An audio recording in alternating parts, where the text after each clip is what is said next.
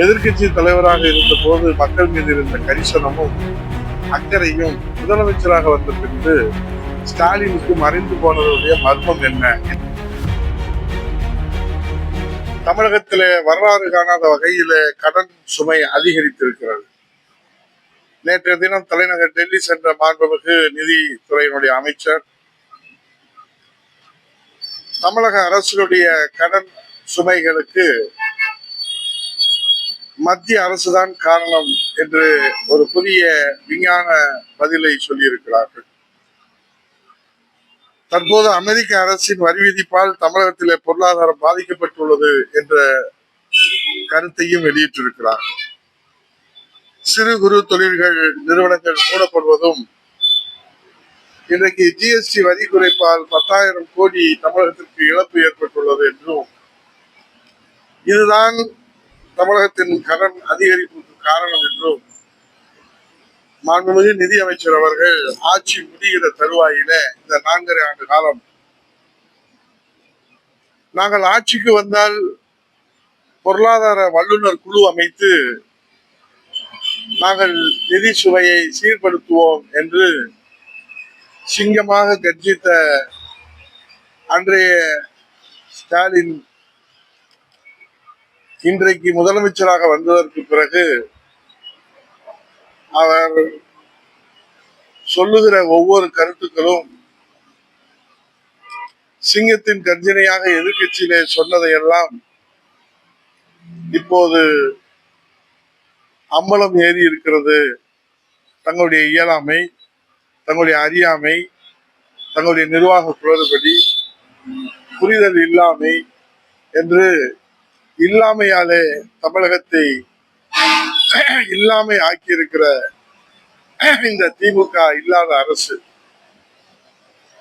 ஆக இன்றைக்கு அமெரிக்காவை பாருங்கள், ஜப்பானை பாருங்கள் என்று எப்போதும் பேசுவதை போல, சீனாவை பாருங்கள் என்று எப்போதும் பேசுவதை போல உங்களுடைய நிர்வாக குளறுபடியினாலே ஒட்டுமொத்தமாக தமிழகம் கடன் சுமையை தத்தளித்து ஒவ்வொருவருக்கும் இன்றைக்கு கடன் சுமையை ஏற்றி இருப்பதுதான் இந்த அரசினுடைய சாதனை என்பதை மூடி மறைக்கின்ற வகையில, திசை திருப்புகின்ற வகையில, இந்த அரசினுடைய இயலாமையை மறைக்கின்ற வகையில, இந்த அரசினுடைய நிர்வாக திறமையின்மையை மறைக்கின்ற வகையில, இந்த அரசினுடைய காலாவதியான கணக்குகளை எல்லாம் வைத்துக் கொண்டு எப்படி தமிழக அரசு கரையேற போகிறது என்ற கவலை தமிழகத்திலே சூழ்ந்திருக்கிற நிலையில இன்றைக்கு அதிலிருந்து மக்களை திசை திருப்புவதற்காகவும் தங்களை பாதுகாத்துக் கொள்வதற்காகவும் பிறர் மீது பழி போடுவதில் என்ன சாதனை படைத்திருக்கிறது திமுக, ஸ்டாலின் திமுக அரசு. இதுல நாங்கள் ஆட்சிக்கு வந்தால் 5,000 ரூபாய் பொங்கல் பரிசு என்ற நிலையிலே அந்த எதிர்கட்சி தலைவர் ஸ்டாலின் அவர்கள் பொங்கல் பரிசு தொகுப்பாக 5,000 ரூபாய் கொடுக்க சொன்னார்கள். ஆனால் இன்றைக்கு ஆட்சிக்கு வந்தவுடன் அவர் 3,000 ரூபாய் என்று அறிவித்திருக்கிறார்கள். முதலமைச்சராக வந்தவுடன் எதிர்கட்சி தலைவராக இருந்த போது மக்கள் மீது இருந்த கரிசனமும் அக்கறையும் முதலமைச்சராக வந்த பின்பு ஸ்டாலினுக்கு மறைந்து போனதுடைய மர்மம் என்ன என்று மக்கள் பொங்கல் பரிசு வாழ்ந்த போது இந்த கேள்வியை எழுப்புகிறார்கள். அது மட்டுமல்ல, ஏதோ இது அவர்களுடைய திமுக கட்சி நிதியிலிருந்து கொடுப்பதை போல ரேஷன் கடைகள் எல்லாம் திமுக கொடியை கட்டி கொண்டு அவர்கள் நடத்துகிற அந்த நாடகங்கள் எல்லாம் மக்கள் வேதனையிலே ஆழ்த்தி இருக்கிறது. சுருக்கமாக இந்த பொங்கல் பரிசு தொகுப்பை துவங்கி வைப்பதற்கு மட்ட செயலாளர்கள் இருந்து கிளை செயலாளர் வருகிற வரை மக்கள் காத்திருக்க வேண்டிய ஒரு சூழ்நிலை தான் இன்றைக்கு தமிழகம் முழுவதும் இருக்கிறது.